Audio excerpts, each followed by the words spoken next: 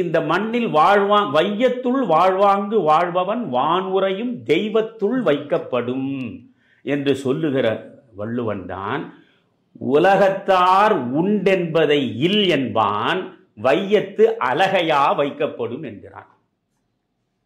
உலகத்தில் உள்ளவர்களெல்லாம் ஒன்றை உண்டு என்று சொல்லுகிற பொழுது அதை இல்லை என்று எவன் சொல்கிறானோ அவனை பேயாக மட்டும்தான் பார்க்க முடியும் என்கிறான்.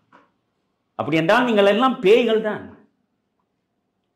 நீங்க வள்ளுவர் மறை வைரமுத்து உரை என்று எழுதியிருக்கிறீர்கள், இந்த குறளுக்கு படித்தீர்களா?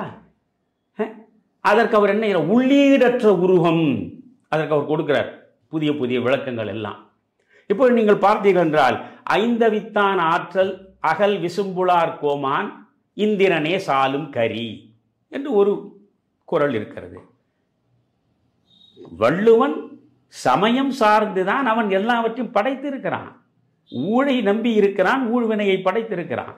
மறுபிறப்பை நம்பி இருக்கிறான், ஒருமை கண் தான் கற்ற கல்வி எழுமையும் ஏமாப்புடைத்து என்கிறான்.